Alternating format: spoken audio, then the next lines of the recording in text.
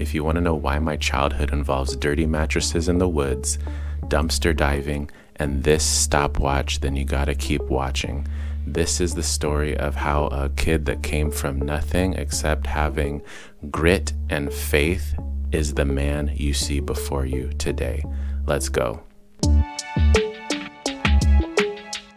I was born in Columbus, Ohio, and one of my earliest memories was trying to run out the door before it closed in my face. And it was one of those screen doors that had a glass piece to it. And the running joke in my family is that my brother slammed it in my face and caused the injury, but really I was just trying to beat it closed. And I got this gnarly looking scar on the underside of my arm. And then when I was about 3, I want to say, I remember getting into a car with my mom and my brothers and leaving my dad. And I thought we were just going on a trip or something, but it turns out we were moving to Federal Way, Washington, and my parents were getting a divorce. And so that was my first ACE. If you don't know what ACEs are, adverse childhood experiences. We landed in Federal Way, and I believe I was at Panther Lake first, and then moved to Silver Lake. And I met my first best friend in life, Justin Westcott. And we did things like sleepovers, hangouts, all the usual kid stuff.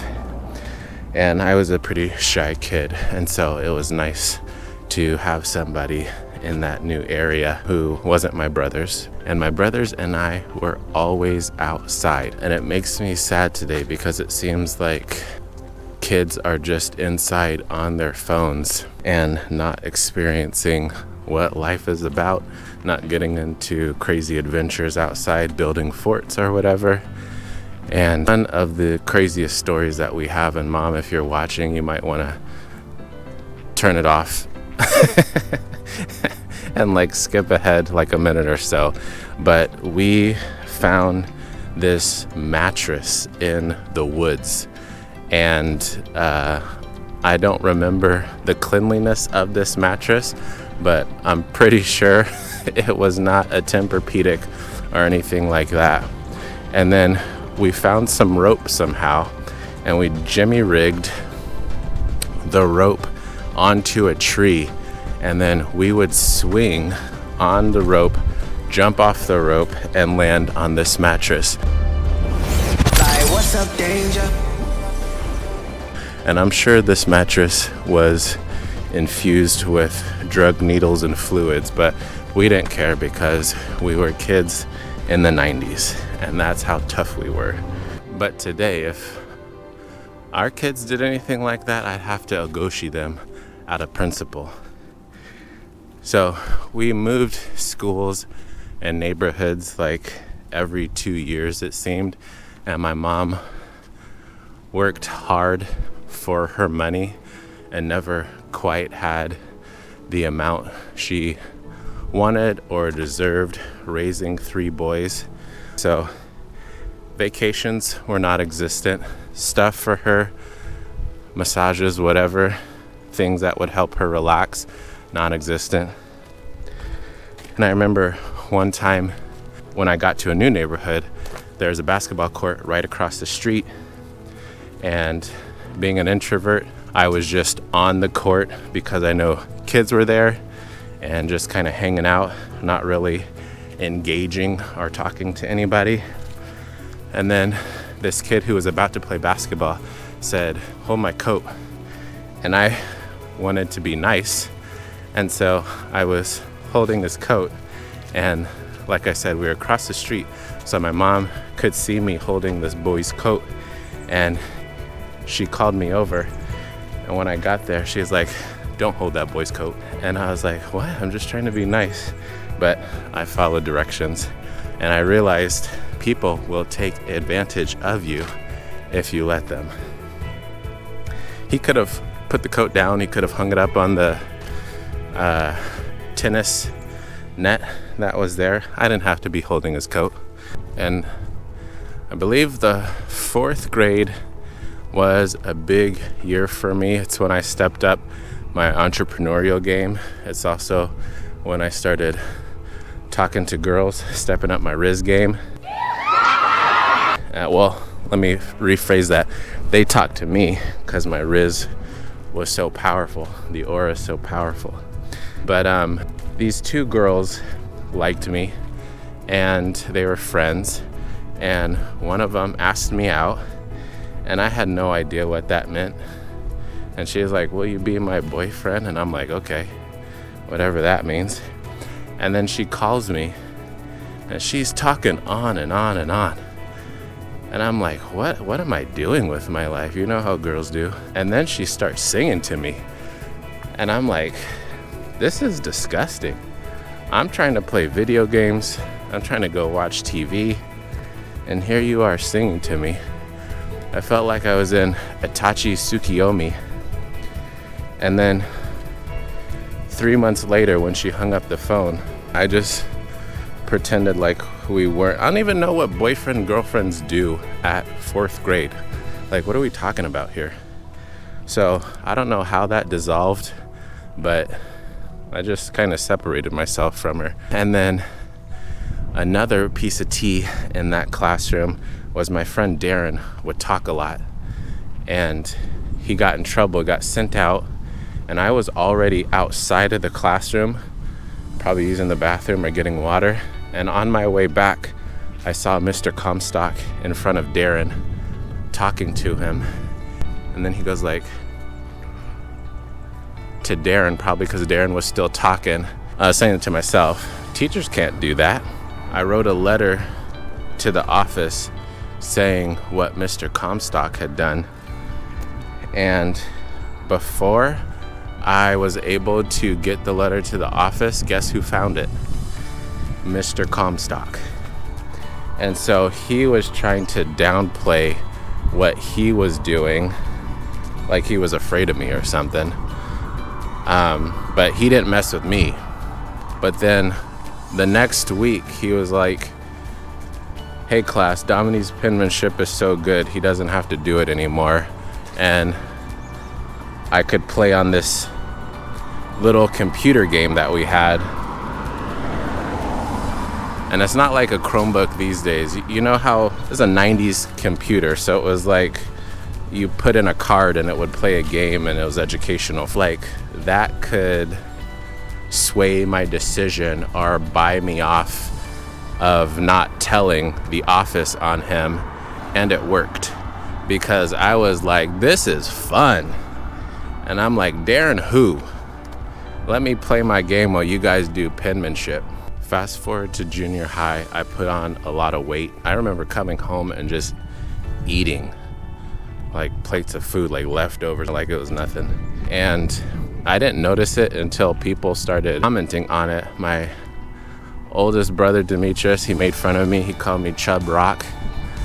And my friends made fun of me. When I was running by them, they'd pretend like an earthquake was happening. And it was also the year where I started to recognize that, oh my gosh, I think we're poor. We had a roach problem at one time.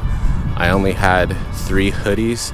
So in the winter time, by Thursday, I was wearing Monday's hoodie again. And friends would call me out on that.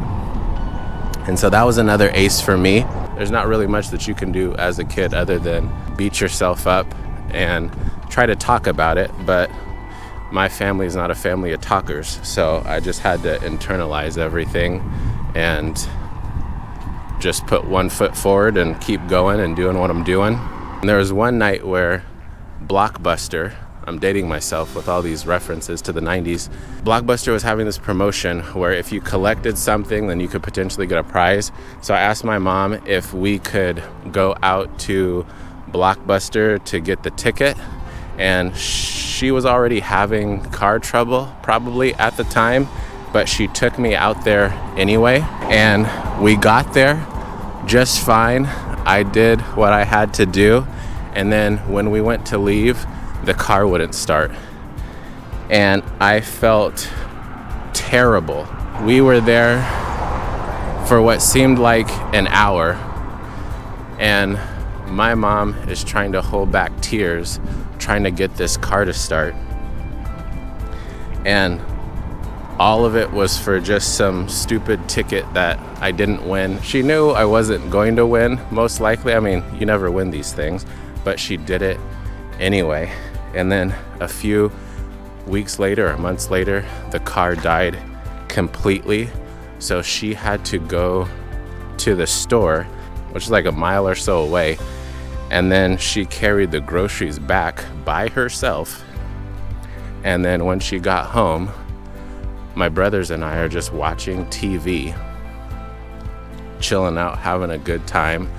She's on the verge of tears, and she just laid into us verbally. And again, I felt like crap. And so put in the comments respect if you know that your parents sacrificed and did things, just in case we have young bucks watching. Like, they just assume that their parents are gonna be there. You take them for granted, and it's not until you become an adult yourself when you realize, man, they really put in work. So again, write respect in the comments if you know your parents were doing their thing for you at a young age. All right, and around the same time, my friends and I were walking by a dumpster, and it was filled with a bag of toys. And I'm talking super soakers, Nerf guns, everything you can imagine. And so being poor, having no money, seeing all this was like an extra Christmas for us. And we got in that dumpster and we were like, what can we get? We got as much things as we could take back home. And the only thing that I still have from that dumpster is this stopwatch right here. And I didn't think about it at the time, but this is significant in twofold. Number one, with my wealth building journey, so no matter how much money I accumulate from now until the end of my life, I always need to remember at one point I was diving in dumpsters because I had no money. This stopwatch keeps me humble and reminds me that I cannot be a wealthy person who turns their nose up at other people, because any disaster in the market, any disaster with any asset category that I collect could have a black swan event and return my assets to nothing. So never get a big head, no matter how much wealth you accumulate, especially if you've come from nothing. The other reason it's important is because the watch measures time, and we often don't reflect on how fast time moves. So in the comments, if you're 30 or older, comment below, write to a young person, talk about your age, and talk about like a story of how time has moved for you when you felt like you had all the time in the world. We have to have stories for people who are coming up to recognize that they can't just waste time doing things that aren't going to provide any fruit for themselves in the future. Don't waste time on chicken heads putting you in the friend zone. Don't waste time on friends who are always getting you into trouble. Don't waste time watching videos that you know you should not be watching when it's not going to do anything to help you internally or externally or spiritually. Time is precious, and you have to use every second of it you can to be doing something valuable to either help yourself or to serve others in your community. And I believe the Kardashian mom has this jar of marbles, and the marbles represents how many Christmases she has left. And when you start to see there's not a lot of marbles left in your Christmas jar, you start to realize, man, I need to do something with my life. For my junior high year, I was at Sahali Junior High in Federal Way still. and I started stepping up my Riz game and my entrepreneurial game. I started talking to girls more. I did hustle stuff and entrepreneurial stuff. So for the hustle stuff, my mom would give me $10 on Monday for lunches for the entire week. So lunch was about $2, I guess. I would give my friend $5 for half of his lunch every day, and then I would pocket the other $5. I turned in my PlayStation 1, and with all my saved up lunch money, I bought a PlayStation 2. And then for the entrepreneurial side, I created a video game, and I didn't know how video games were created back then, so I just thought you get some paper and then you draw out each of your individual ideas. Here's an example of what I did. I had cars, I had course levels, and I called it Cruising the Coast. And I sent it to Nintendo while I was waiting to hear back from them. I assumed that they were just gonna give me $1,000 flat out for my idea. I would literally look at video game magazines and be like, okay, I'm buying this, I'm buying this, I'm buying that. And then a couple months later, they sent me a letter saying, hey, this is a great first start. If you're interested in video game design, you should check out our Redmond campus, blah, blah, blah, blah, blah. And I'm like, where's the check? So I got pissed, and I think I might have thrown it somewhere, but luckily my mom saved it because it's a good life lesson I could show my kids, because Anthony's really into art. But check the facts, because Nintendo 64 came out months later after I got my letter of rejection. They came out with Cruising the World. Okay, I see you, Nintendo. You don't want to give Black Man his props. That's on you. That's karma. It'll get you. Okay, so like I said, I went to Sahalee Junior High. My brothers were at Decatur High School, so I was really excited to follow in their footsteps and go to Decatur. And then my mom told me that we were moving to Tacoma and I'd be going to Foss High School, and that destroyed me. And that's when I kind of started the prerequisites for depression. And so while in high school, I didn't know anybody. I was still in my introvert phase. And I remember one of the first days of school, I didn't know where to eat, didn't know who to talk to, but I was looking for something to eat for lunch. And I saw on the little display board sandwiches for 70 cents. I'm like, wow, that's a good deal. So I got in line, asked for the sandwich. It was an ice cream sandwich. And I don't even like sweets like that. So I'm over here by myself, sitting outside, reading a map on how to efficiently get to all my classes, eating an ice cream sandwich for lunch. And I didn't really have friends until late sophomore, junior and senior year. Started hanging out with Ben in my senior year, and senior year was my most fun year because I had already done all of my core classes, so I could just take elective classes. So my friends and I took home ec together, and Larry, I still remember you burning our sausages. Pause, come on, man.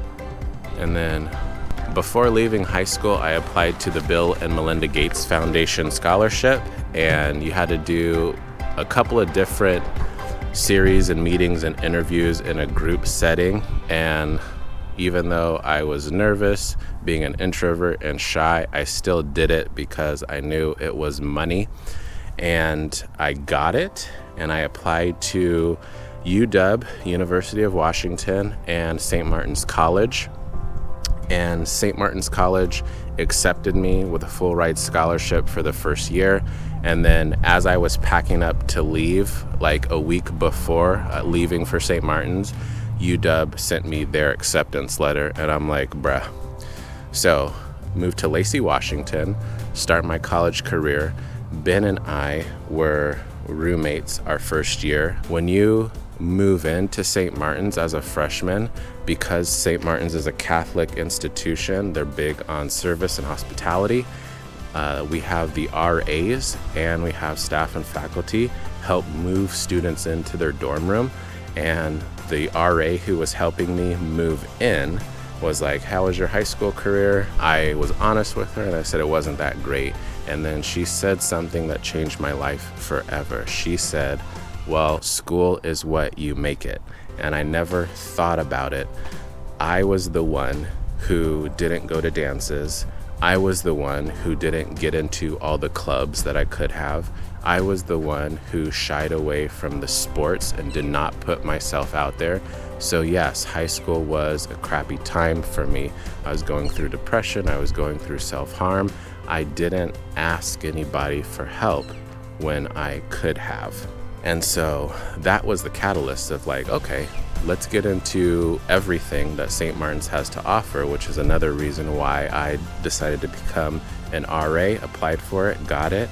And that was like the catalyst for me stepping into my leadership role, where I knew that I could be something bigger than what I've always thought I am at St. Martin's. I got my Bachelor of Science in Mathematics and graduated in 2008 or 2009, but I couldn't really do anything with mathematics. And Haley, my now wife, we were becoming good friends and boyfriend, girlfriend, and all that stuff.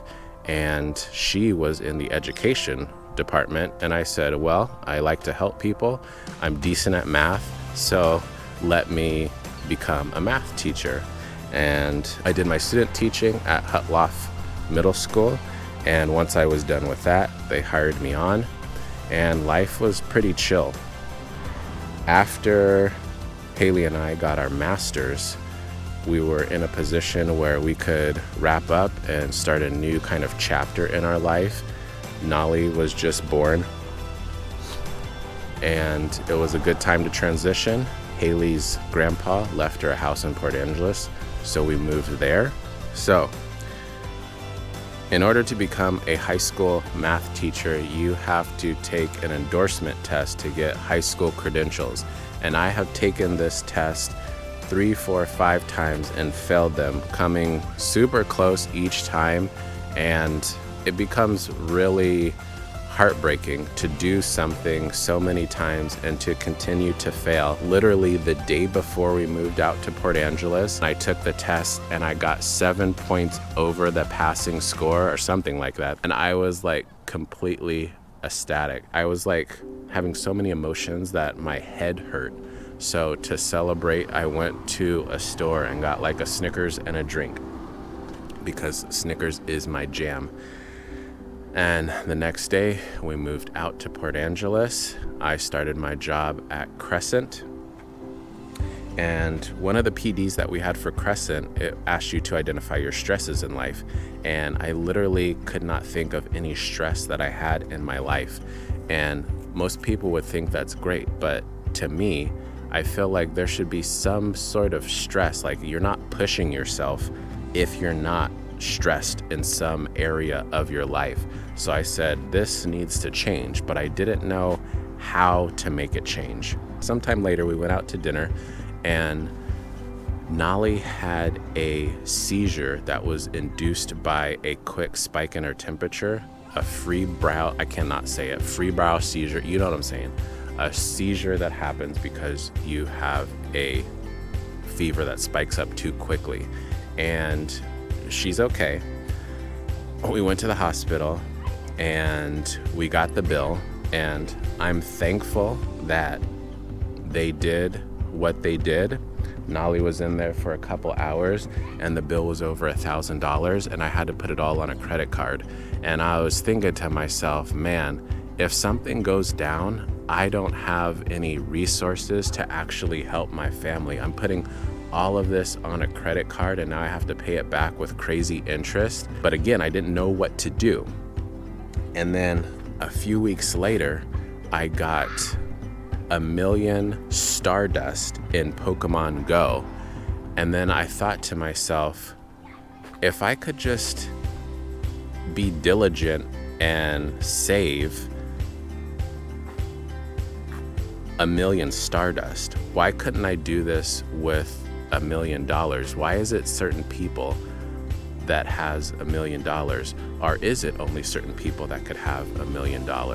So that is when I challenged myself to become a millionaire by December 31st, 2025. And we're coming up quick, 2 months away.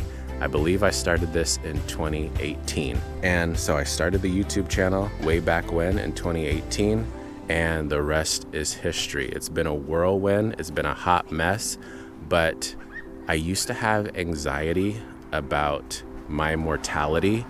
And after I started this journey, the anxiety, the panic attacks have decreased immensely. And I know that this is God's sign to me that I was not on the right track, and now I'm on the correct track because now I'm super focused on what I need to be doing.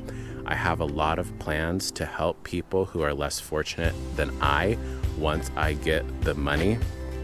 One of my goals is to give away $1 million also in the process, but not just give away $1 million because that's not sustainable.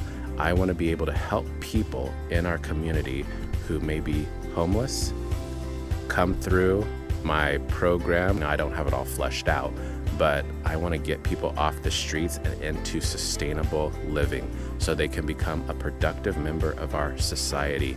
Again, I want to serve my community as much as I can, and because we live in a capitalistic society, having money is the best way to do that. So I suck at a lot of things. I question myself as a father. I question if I'm leading my family in the right direction. I'm not the smartest math teacher at my school. I'm not the best purple belt at my gym. I have a lot of faults, is what I'm trying to say. I'm still awkward and anxious in public settings. I'm still an introvert. I've recognized that that's not a bad thing. The one thing that I do know, like I said, we live in a capitalistic society. You cannot afford to save your way out of trouble. You have to invest. You have to have capital if you want to have any sort of productive future. We don't know what's going to happen with Social Security. Somebody is not going to save you, and if you think that the government is going to save you, you do not want them to be the ones who save you, because then you are a slave to whatever they're doing. We can see it right now. Politicians don't care about you. We're in a shutdown right now. They're still getting their paychecks, but you're not. You cannot rely on the government. You have to invest for yourself. I am not special other than I'm stubborn. So if you did something like what I'm doing, then you'd probably do it better than me. You have to invest. That is my entire goal of this channel, is to get more people who don't understand financial literacy or never thought about financial literacy, is to get them financially literate and start investing on their own. Please listen. So I said all that to say this. I'm currently doing the Gary V Stand Store Challenge, and this week's task was to talk about your life story. Bring your audience into the vulnerable side of you. Let them know who you are as a person, because people typically will buy from people when they know what they're all about. So that was my story to you, so you can get to know a little bit more on the personal side of who this guy is who's talking to you sporadically about money and finance. If you're inspired by the leap of faith that I took, or inspired by something that resonates with you because it's similar to your childhood, or even if you didn't like anything that I said, please go check out the Stand Store. There's going to be a QR code around here somewhere. It's also going to be linked in the description. Whether you buy the low ticket items or the high ticket items, there's going to be something of value for you to blow up Shuate your money. I do have free items, which is basically subscribing to the channel, which anybody can do at any time. Also joining a community. I want to inspire people to get to the next financial level in their life. And it helps to have a partner. It helps to have a group of people who you can piggyback off of. And when you see somebody else rise, you gotta kick yourself in the pants and say, man, everybody else is doing this. I need to step my game up. When I was doing this all by myself, it was difficult. There were multiple days where I wanted to stop because I had nobody that I could talk to about investing because everybody is a consumer. So check out the Stand store. And if you go to it and you find that there's nothing of value for you, come back to this video and say, hey, can you add XYZ? And I can see what I can do. If you've enjoyed this video, please consider subscribing to the channel, pay that like tax, and share this with somebody who's in a similar situation. Maybe they have been talking about blow up showing their money or investing. Send this video to them so they can know that they are not alone. And until the next one, remember to smile because you are beautiful. Peace.